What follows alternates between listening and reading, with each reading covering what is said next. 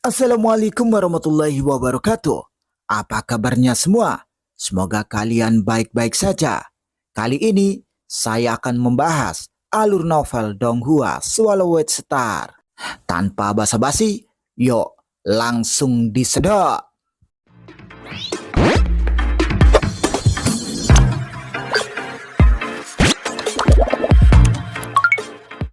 Melanjutkan dari cerita sebelumnya, di kota Huyang, 6 orang kuat berkumpul di sini. Mereka adalah 6 makhluk terkuat di benua asal. Kakak Luo, kau telah menyimpan harta karun rahasia bawaan. Apakah kau berencana untuk membawanya keluar dari dunia asal? Aku menyarankanmu bahwa begitu harta karun seperti itu dibawa keluar dari dunia asal, mudah untuk dirampok, kata Master Menara Wanfa sambil tersenyum. Iya, kamu baru berlatih dalam waktu yang sangat singkat dan kekuatanmu terlalu lemah. Kamu tidak akan bisa menyimpan harta karun ini jika kamu mengeluarkannya. Hanya sedikit dari kami yang akan berdagang secara adil denganmu, kata Kepala Istana Dua Alam. Luo Feng tersenyum. Apakah mereka pikir saya ini lemah? Di antara 6 orang yang hadir dalam hal peringkat kekuatan, saya seharusnya bukan yang terakhir, pikir Luo Feng. Jangan khawatir, kami akan menawar dengan adil. Kau akan memberikannya kepada siapapun yang menawar paling tinggi, kata iblis ruang waktu sambil tersenyum. Kami berlima yang hadir di sini semuanya memiliki cukup banyak akumulasi, kata pemilik Menara Wanfa sambil tersenyum. Kelimanya adalah makhluk terkuat di dunia asal dan mereka semua memiliki kemampuan untuk mengkloning diri mereka sendiri. Jika mereka ditempatkan di kota Yulan, mereka akan berada di level tetua. Luo Feng, kita berasal dari dunia asal yang sama. Jika harganya sama, kamu harus mendukung kami, kata leluhur Guntur. Luo Feng, kau putuskan sendiri, kata leluhur Yan Feng yang juga memandang Luo Feng. 3 dari ras asing dan 2 dari ras lokal, kelimanya ingin mendapatkan harta rahasia alam ini. Seperti yang kalian semua tahu, harta karun alam ini sangat penting bagiku. Luo Feng tersenyum dan menggelengkan kepalanya. Aku tidak punya niat untuk menjualnya. Sayang sekali. Kelima orang yang hadir agak kecewa. Kamu juga mengumpulkan 2 sisa kehidupan istimewa. Apakah kamu berencana untuk menjual satu? Tanya iblis tua ruang dan waktu. Itu juga tidak untuk dijual, kata Luo Feng menyeringai. Pada tahap awal kultivasi, Anda lemah dan kekurangan sumber daya. Menjual sepotong puing kehidupan khusus dapat membuat kultivasi Anda jauh lebih lancar, kata leluhur Guntur menasihati. Luo Feng menggelengkan kepalanya berkata, semuanya tidak perlu membujukku. Kelima orang yang hadir benar-benar tidak berdaya. Terlalu sulit untuk mendapatkan sisa-sisa kehidupan yang istimewa atau harta karun alam yang terbaik. Dengan kekuatan Luo Feng, setelah melihat pemandangan dunia luar di kota Yulan, dia tidak akan menjualnya dengan mudah. Tidak usah terburu-buru. Kapanpun kamu perlu berdagang dengan segera, kamu selalu bisa datang kepadaku, kata iblis ruang dan waktu sambil tersenyum. Saat berdagang di dunia luar, Anda akan khawatir tentang persaingan. Berdagang di benua asal benar-benar aman. Leluhur Guntur juga berkata, setelah berlatih sekian lama, mereka juga memiliki cukup kesabaran. Mereka tahu betul bahwa suatu hari Luo Feng mungkin akan mendapat masalah dan harus menjual harta karunnya. Hahaha, oke, kalau aku mau menjual, aku pasti akan menghubungi kalian, kata Luo Feng. Dia sangat sopan dan langsung mengangkat gelasnya. Malam itu, Setelah pesta selesai, Luo Feng diam-diam datang ke lembah es sambil membawa dua harta karun, hati abadi dan dunia di telapak tangan. Berteleportasi melewati danau menuju ke alam suci 9 sungai. Di alam suci 9 sungai, di kaki gunung suci, ada juga beberapa praktisi yang menunggu kapal terbang resmi. Kali ini aku akan terbang sendiri menuju kota Yulan, gumam Luo Feng. Dia tidak menunggu kapal terbang resmi yang datang setiap babak. Sebagai gantinya, ia mengeluarkan setetes air hijau yang berubah menjadi kapal terbang. Luo Feng segera mengendalikan perahu terbang tetesan air dari gunung suci. Dulu, iblis tua ruang dan waktu memilih seperangkat baju zirah dan mutiara abis yang ditinggalkan Kaisar Yuan setelah kematiannya, yang diperkirakan hanya bernilai 20.000 kristal hunyuan. Dan perahu terbang tetesan air ini, bagaimanapun juga, adalah perahu terbang tingkat Kaisar Dewa Akhir yang bernilai sekitar 100.000 kristal hunyuan. Dia memang mengalami kerugian, gumam Luo Feng yang berdiri di aula perahu terbang melihat ke dunia luar. Aku tidak suka memanfaatkan orang lain. Biarkan aku mencari kesempatan untuk membayar kembali iblis tua ruang dan waktu ini, pikir Luo Feng. Perahu terbang ini terlalu biasa. Untungnya dengan tingkat kultivasiku, aku dapat sepenuhnya mengerahkan kekuatan perahu terbang tetesan air ini. Bahkan atas dasar ini, dengan bantuan mata bionik hancuran untuk membantu mengendalikan aliran kehidupan dan kematian, dan menyembunyikan nafas, itu bahkan lebih kuat, pikir Luo Feng. Fakta bahwa kapal terbang ini dapat bekerja melalui kapasitasnya hanya berarti ia sedikit terlalu lemah. Kali ini aku harus berganti dengan kapal terbang yang lebih baik saat kembali ke kota Yulan, pikir Luo Feng. Kapal terbang ini sepenuhnya menyembunyikan auranya dan terbang dengan hati-hati sepanjang perjalanan. Jangkauan pengamatan mata bionik hancuran milik Luo Feng juga jauh lebih luas dari sebelumnya. Bahkan di antara para tetua kota Yulan, tidak banyak yang dapat mengejar Luo Feng dalam hal pengamatan dan mata-mata. Bentuk kehidupan hunyuan tingkat rendah dapat ditemukan di mana-mana. Saya menemukan total 39 bentuk kehidupan hunyuan tingkat rendah dalam perjalanan, pikir Luo Feng. Dia membutuhkan waktu 12 hari untuk mencapai kota Yulan. Dia tidak berani bergerak sedikit pun karena tidak berada di wilayah perburuan biasa. Di alam suci 9 sungai, sebagian besar wilayahnya merupakan wilayah makhluk hidup hunyuan tingkat rendah. Para praktisi hanya dapat mengandalkan 35 kota dan berburu di sekitar kota-kota tersebut. Jika terjadi kesalahan, mereka dapat melarikan diri kembali ke kota kapan saja. Luo Feng sangat jelas tentang hal ini.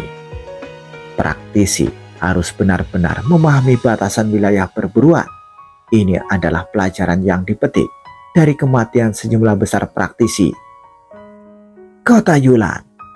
Luo Feng mengemudikan perahu terbang dan baru bersantai setelah dia terbang ke gerbang kota. Luo Feng telah mengunjungi berbagai toko di kota Yulan berkali-kali. Dia tahu persis toko mana yang menjual barang apa, berapa harganya, dan bagaimana reputasi toko-toko itu. Saat ini, Luo Feng datang ke sebuah tempat usaha. Seorang wanita berpakaian merah yang bertanggung jawab di tempat usaha itu melihat Luo Feng dan langsung menyambutnya dengan hangat. Kakak Luo Feng, belum lama ini saudara Luo Feng bertarung dengan tim Guava. 2 lawan 5. Dia tidak hanya menang, dia juga membunuh Kaisar Dewa Kubo. Sekarang, semua orang di kota membicarakan reputasimu yang hebat, saudara Luo Feng. Wanita berbaju merah itu berkata dengan antusias. Aku tidak suka membunuh, tetapi mereka mencari kematian dan tidak ada yang bisa kulakukan, kata Luo Feng dengan tenang. Aku mengagumimu, wanita berbaju merah itu berkata sambil tersenyum. Silakan, duduk di dalam. Jika tamu biasa, pelayan biasa yang menyambutnya Tapi berdasarkan informasi yang diungkapkan Luo Feng sejauh ini, kekuatannya telah menempatkannya di antara 2.000 orang teratas di kota Yulan. Orang sekuat itu tentu saja akan dihibur oleh pemilik pedagang itu sendiri. Dia mampu melawan tim Guofang ketika mereka merampoknya. Orang ini pasti luar biasa. Saya tidak tahu kapan saya akan menjadi kaisar dewa. Beberapa pelayan di toko saling berkomunikasi. Mereka tidak mampu membeli informasi dari kaisar dewa, tetapi mereka tahu bahwa Guifang adalah salah satu dari 3 kekuatan pencurian dan penjarahan utama, dan tim penjarahannya sangat kuat. Sesampainya di pavilion yang elegan, Luo Feng dan wanita berpakaian merah duduk. Saya datang ke sini untuk membeli diagram formasi, kata Luo Feng sambil menunjuk diagram formasi di antara senjata dan harta karun yang mengambang di luar pavilion. Di tengah diagram formasi itu terdapat dunia yang berwarna-warni dan indah dengan 3 kata khusus. Luo Feng tidak mengenalinya, tetapi dia bisa merasakan bahwa di balik kata-kata itu dan tahu itu seperti Xuan King Tian. Wanita berpakaian merah itu menatap diagram formasi itu dengan heran. Diagram Nirvana Xuan King Tian ini membutuhkan 8,5 juta kristal Hunyuan, kata wanita itu. Diagram Nirvana Xuan King Tian. Diagram Nirvana Xuan King Tian merupakan diagram formasi harta karun rahasia tingkat setengah Hunyuan. Bagaimana kalau 8 juta kristal Hunyuan? Aku juga berencana membeli perahu terbang. Aku menginginkan kapal Taishu Mingtong. Kedua harta itu jika digabungkan akan menghasilkan 10 juta kristal Hunyuan, kata Luo Feng. Dia juga tahu tentang aturan diskon mereka. Wanita berbaju merah itu menatap Luo Feng dan tersenyum.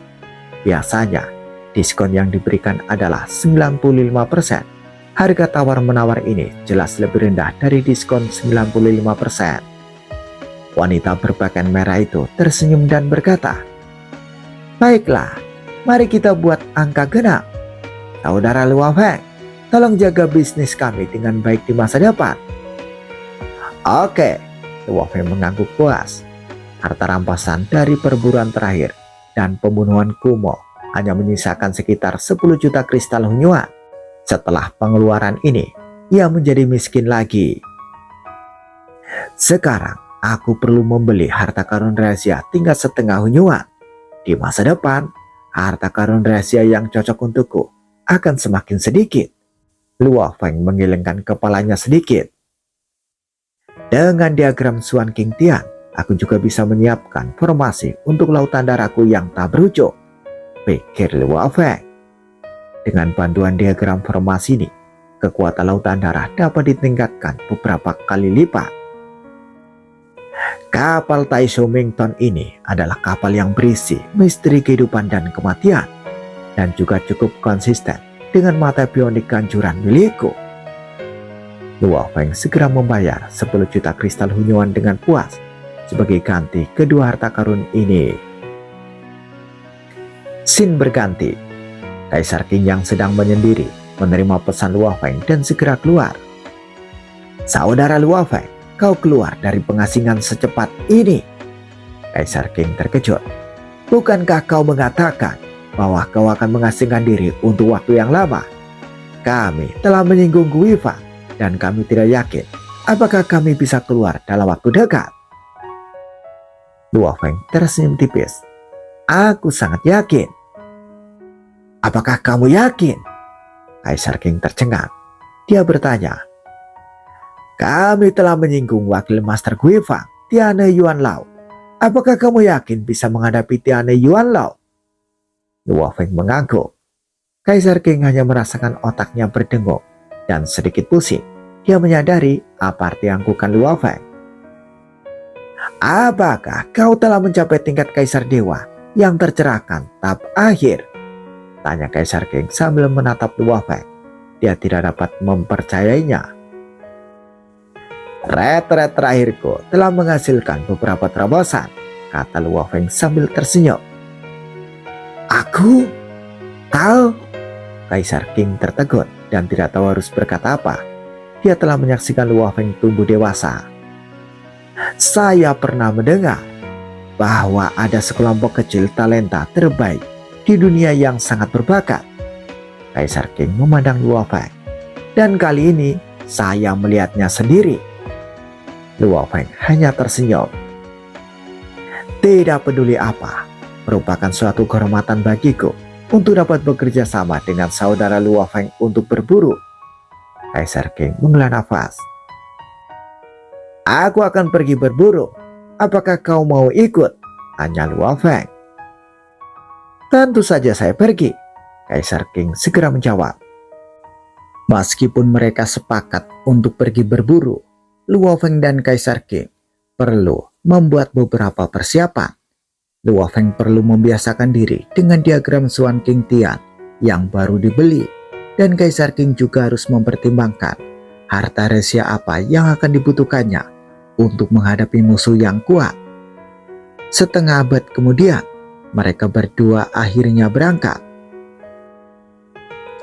Luo Feng dan Kaisar King pergi berburu. Kaisar Ming dan Kaisar Fu juga mengantar mereka. Terakhir kali, mereka menyinggung wakil pemilik Guifang, Tianhe Yuanlao. Sekarang mereka berdua sedang berburu. Jika mereka dibalas oleh Guifang, bagaimana? Kata Kaisar Ming dengan cemas. Dia telah berada di kota Yulan begitu lama. Dia sangat akrab dengan gaya Guifang. Kaisar Fu tersenyum dan menatap gerbang gua.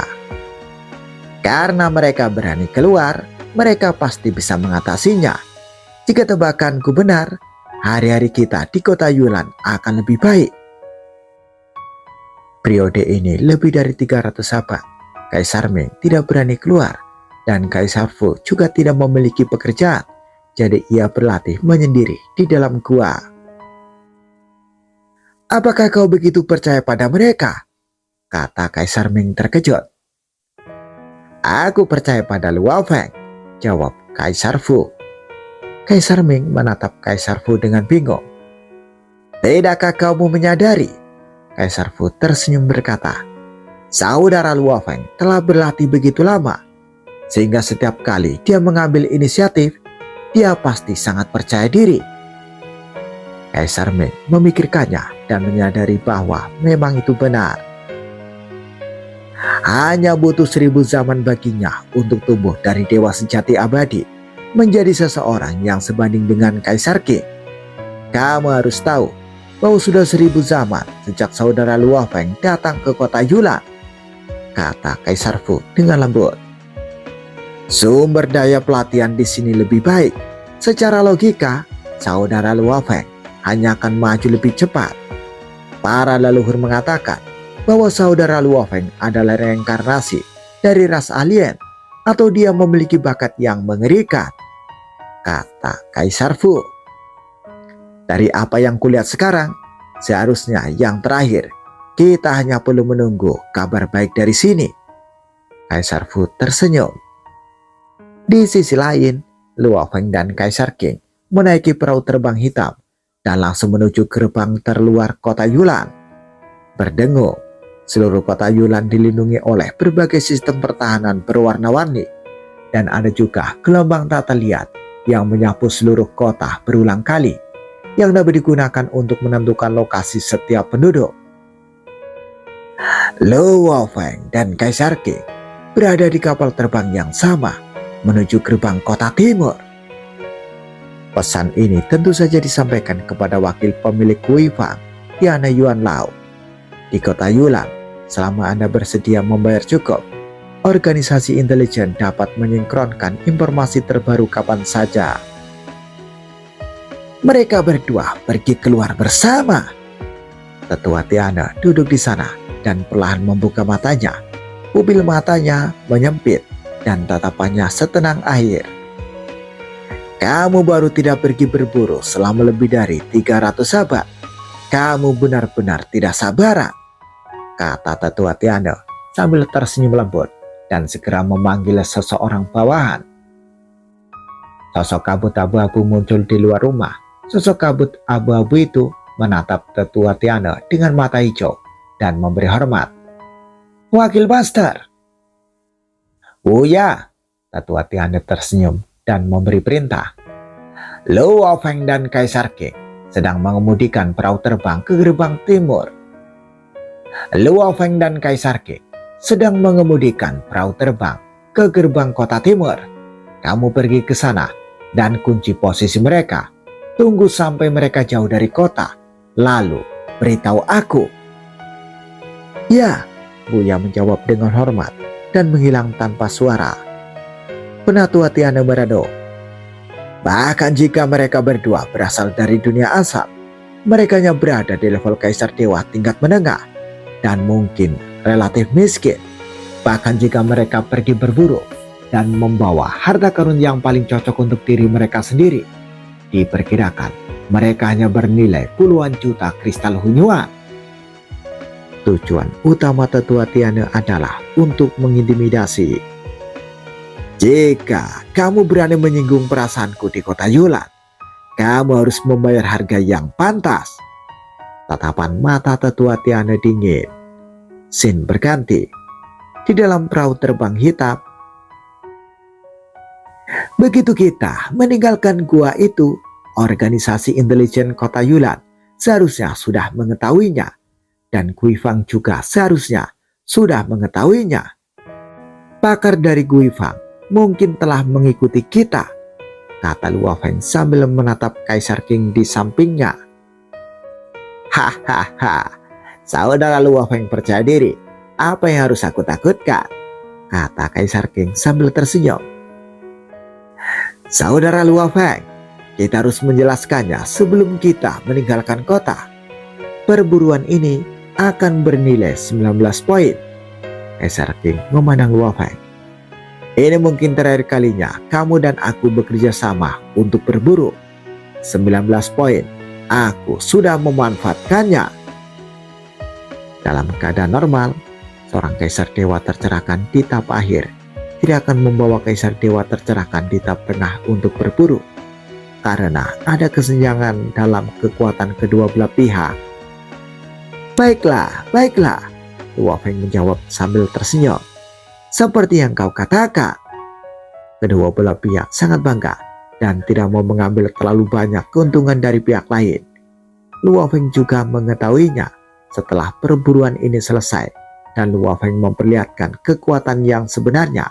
Kaisar King mungkin tidak akan mau membentuk tim lagi karena kesenjangannya terlalu besar. Kali ini diperkirakan menjadi perburuan terakhir bagi kedua belah pihak. Ketika aku tiba di kota Yulan, Kaisar King menyiapkan sebuah gua untukku tinggal, meminjamkan kristal Hunyuan kepadaku, mengajakku berburu, dan mengajariku beberapa pengalaman berburu. Aku berutang budi padanya. Luo Feng merenung dalam hatinya. Kaisar King benar-benar memperlakukan Luo Feng sebagai teman hidup dan matinya, tetapi Luo Feng tumbuh terlalu cepat. Perahu terbang hitam itu terbang keluar melalui gerbang kota timur dalam sekejap.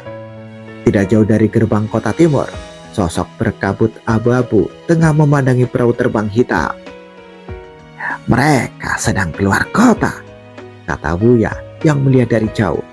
Saat dia melihatnya, tanda tak terlihat jatuh ke kapal terbang hitam itu.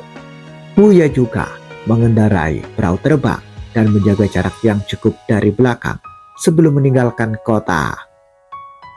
Di dalam perahu terbang hitam, setelah kita meninggalkan kota, Guifang dapat mengambil tindakan kapan saja, kata Kaisar King yang mengamati sekelilingnya tetapi tidak memperhatikan tanda tak terlihat di permukaan kapal terbang itu. Sementara itu, mata bionik gancuran di antara alis Luo Feng telah terbuka. Saudara King, saat kita meninggalkan kota, Guifang sudah mengunci kita, kata Luo Feng. Itu karena mata bionik penghancur Luo Feng bisa melihat tanda yang sangat samar di permukaan perahu. Mengunci kami? Kaisar King terkejut. Itu adalah tanda garis keturunan sebab dan akibat. Itu adalah gerakan yang sangat cerdik, kata Luo Feng yang mengamati dengan mata bionik kancuran. Jika itu adalah mata kehidupan dan kematian yang asli, Luo Feng khawatir seluruh formasi pelindung kota Yulan tidak akan mampu menghalanginya untuk diintip. Luo Feng yang berdiri di sini dapat memata-matai semua pergerakan semua makhluk di kota Yulan. Namun, jika mata kehidupan dan kematian dibawa keluar dari dunia asal, malapetaka kemungkinan besar akan menimpanya. Aku akan pergi dan melihat siapa yang mengikuti kita, kata Luo Feng yang tersenyum tipis, dan bayangan berwarna darah terbang keluar dari perahu terbang hitam itu, mengikuti garis kasual dan dengan cepat terbang ke ujung yang lain. Cukup jauh di belakang, Wuya sedang mengendarai perahu terbang biasa keluar dari kota Yulan. Sementara itu, di Aula Feisuo, Wuya melihat ke depan dan mengunci posisi kapal terbang hitam menggunakan tandanya. Wakil Master, mereka sekarang sudah cukup jauh dari kota Yulan. Aku harus meninggalkan kota untuk mengikuti mereka. Aku akan melaporkan lokasi mereka kapan saja. Wuya segera menghubungi Tetua Tiana. Bagus sekali. Kalian hanya perlu mengawasi mereka dengan ketat. Tetua Tiana menanggapi. Wuya masih sangat santai, sangat mengemudikan kapal terbang. Dia pandai melacak, melarikan diri, dan menggunakan mantra. Jadi dia tidak pernah khawatir melacak Luo Feng dan Kaisar Qi. Orang bernama Luo Feng ini sangat sombong. Hanya demi 50 juta kristal hunyuan, dia lebih suka menyinggung Tetua Tiana. Padahal Tetua Tiana terkenal dengan kebrutalan dan kekejaman. Sekali dia menyerang, dia tidak akan menunjukkan belas kasihan, kata Wuya. Dia pernah melihat Penatua Tiana beraksi sebelumnya. Itu sungguh mengerikan. Wuya mengemudikan perahu terbang, menjaga jarak cukup jauh dari perahu terbang Luo Feng, dan terus terbang. Tiba-tiba, sebuah cakar berbulu besar terentang dari kedalaman langit dan mencengkeram perahu terbang Wuya. Ah, tidak! Makhluk yang tingkat rendah, kita telah disergap, kata Wuya terkejut. Dia pandai melarikan diri dan melacak, dan sekarang dia jauh dari kota. Dia tidak pernah berpikir bahwa dia akan disergap oleh makhluk hunyuan tingkat rendah di lokasi ini. Saat ketika cakar berbulu besar mencengkeramnya, langit dan bumi di sekitarnya seakan terpotong. Ini telah menjadi kandang luar angkasa. Dunia tempat Wuya mengemudikan perahu terbang itu berubah menjadi sangkar langit dan bumi yang utuh. Penjara surga dan bumi ini ada di telapak cakar berbulu itu. Ini harta karun alam, dunia di telapak tangan. Melarikan diri, tetap berada di dalam kapal terbang pasti akan menyebabkan kematian. Wuya meraung dalam sekejap dan berubah menjadi kabut tak berujung yang menutupi langit. Kabut ingin mencabik-cabik sangkar langit dan bumi lalu keluar. Pada saat yang sama, ada juga 9 kabut samar yang tersembunyi yang langsung menghilang, dan menghilang dengan bantuan garis sebab akibat yang tidak jelas. Wuya adalah seorang kultivator di dunia asal dan memiliki kemampuan untuk mengkloning dirinya sendiri. Jadi dia tidak membeli harta karun pelarian yang kuat, dan keterampilan pelariannya sendiri juga sangat kuat. Ledakan. Cakar berbulu besar itu tiba-tiba mengepal. Dunia dalam telapak tangan hancur total, dan ada sosok menjulang tinggi dengan telapak tangan berbulu besar, dan mata bionik hancuran di antara kedua alisnya terbuka. Dia melihat dengan jelas garis kausal yang jelas yang ingin dihindari Wuya. Dia mengepalkan telapak tangannya yang besar, dan sementara dunia di telapak tangannya dimusnahkan, dia juga menargetkan setiap garis kasual dan memusnahkan setiap tubuh berkabut yang melarikan diri. Tiba-tiba kabut itu menghilang satu demi satu, tetapi sebagian kabut itu sangat kuat dan berjuang untuk melawan. Namun telapak tangan berbulu Luo Feng dikendalikan oleh tubuh lautan darah abadi yang memiliki kekuatan mengerikan yang tak terbatas. Itu secara paksa menghancurkan kabut yang keras dan sulit menjadi ketiadaan dan memusnahkannya sepenuhnya. Tidak peduli seberapa hebat Kaisar Dewa tercerahkan, tingkat menengah Buya dalam melarikan diri. Dia terbunuh dalam satu pukulan oleh cakar berbulu besar itu. Harta karun yang dibawanya juga jatuh ke tangan Luo Feng. Kaisar Dewa tingkat menengah Wuya. Luo Feng mengerti. Ternyata benua Tiana mengirim Wuya untuk melacaknya.